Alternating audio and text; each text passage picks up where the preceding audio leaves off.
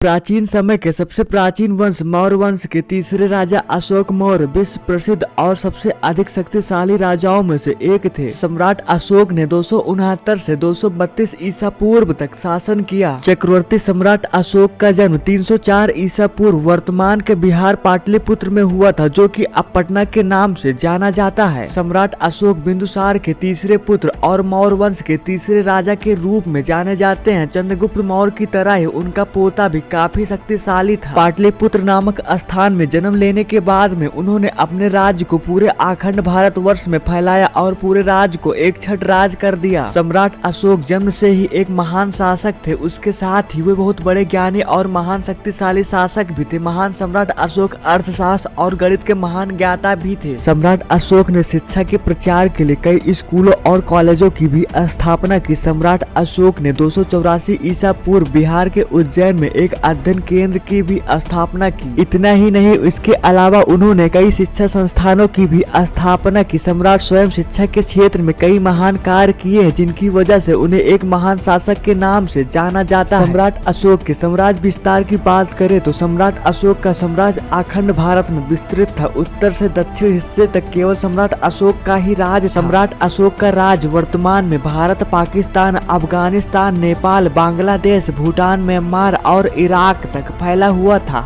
आप सभी के जानकारी के लिए बता दूं, आज के पाकिस्तान, अफगानिस्तान, म्यांमार, नेपाल और भूटान उस समय भारत का ही हिस्सा था। सम्राट अशोक ने अपने राज्य अभिषेक के 7 वर्ष बाद ही कलिंग पर आक्रमण कर दिया, जिससे बहुत ज्यादा खून खराबा हुआ। सम्राट अशोक के 13वें शिलालेख के अनुसार यह बताया गया है कि इस युद्ध में दोनों तरफ से करीब 1 लाख लोगों की मौत हुई और कई लोग इससे घायल भी हुए। सम्राट अशोक ने इस नरसंहार को अपनी आंखों से देख न पाए और वह काफी ज्यादा दुखी हुए। इस युद्ध से दुखी होकर सम्राट अशोक ने अपने राज्य में सामाजिक और धार्मिक प्रचार करना आरंभ कर दिया। इस घटना के बाद सम्राट अशोक का मन मानव जीवन के प्रति दया का भाव से ही भर गया। इस घटना के बाद सम्राट अशोक ने युद्ध का प्रण लिया और लोगों की शांति का प्रचार करना शुरू कर दिया। कलिंग के युद्ध के घटना के बाद सम्राट अशोक ने बौद्ध धर्म को अपना लिया और इस धर्म के अनुयायी बन गए। अपने राज्य में इस धर्म का प्रचार किया और लोगों को जीव और मानव के प्रति दया भाव रखने का संदेश दिया। सम्राट अशोक का शासन तकरीबन पूरे तत्कालीन भारत में था। सम्राट अशोक मौर्य भी अपने दादा चंद्रगुप्त की तरह जैन धर्म का अनुयायी था। उसने अपने जीवन काल में कई भवन, स्तूप, मठ और स्तंभ का निर्माण करवाया। सम्राट अशोक द्वारा बनवाए गए मठ और स्तूप राजस्थान के बैराठ में मिलते हैं। इसके साथ ही सांची का स्तूप भी काफी ज्यादा प्रसिद्ध है और यह सम्राट अशोक द्वारा बनवाया गया। भारत के महान शासक सम्राट अशोक मौर्य ने अपने जीवन में कई निर्माण करवाए। सम्राट अशोक ने अपने जीवन में कई शिलालेख भी खुदवाए, जिन्हें इतिहास में सम्राट अशोक के शिलालेख के नाम से जाना जाता है। मौर्य वंश की पूरी जानकारी इनके द्वारा स्थापित इन्हीं मौर्य वंश के शिलालेखों में मिलती है। सम्राट अशोक ने इन शिलालेखों को ईरानी शासक की प्रेरणा से खुदवाए। सम्राट अशोक के जीवन काल के करीब 40 शिलालेख इतिहासकारों को मिले, जिनमें से कुछ शिलालेख तो भारत के बाहर जैसे अफगानिस्तान, नेपाल, बांग्लादेश, वर्तमान में पाकिस्तान इत्यादि देशों में मिले हैं। सम्राट अशोक एक स्वयं महान धार्मिक शासक थे। सम्राट अशोक बौद्ध धर्म के अनुयायी थे और वे पशु हत्या के बिल्कुल खिलाफ थे। सम्राट अशोक हमेशा जनता को जियो और जीने दो का ज्ञान देते थे। अशोक ने बौद्ध धर्म के प्रचार के लिए अपने दूत यानी प्रचारक को श्रीलंका, नेपाल, सीरिया, अफगानिस्तान इत्यादि जगहों पर भी भेजा। सम्राट अशोक ने अपने पुत्र और पुत्री को भी इस देशों की यात्रा करने पर भेजा, ताकि वह इन देशों को बौद्ध धर्म का प्रचार प्रसार कर सके। बौद्ध धर्म का प्रचार प्रसार करने में सबसे ज्यादा सफलता उनके बड़े पुत्र महेंद्र को मिली। उन्होंने श्रीलंका के राजा तिस्सा को बौद्ध धर्म अपनाने के लिए विश्वास दिया, जिसके बाद श्रीलंका के राजा ने बौद्ध धर्म को राज धर्म में परिवर्तित कर लिया। अशोक से प्रेरित होकर तिस्सा ने स्वयं को देवनाम प्रिय की उपाधि दी। ऐसा माना जाता है कि सम्राट अशोक के जीवन का अंतिम समय पाटलिपुत्र यानी कि पटना में बीता। 40 वर्ष के शासन के बाद में उनकी मृत्यु हो गई।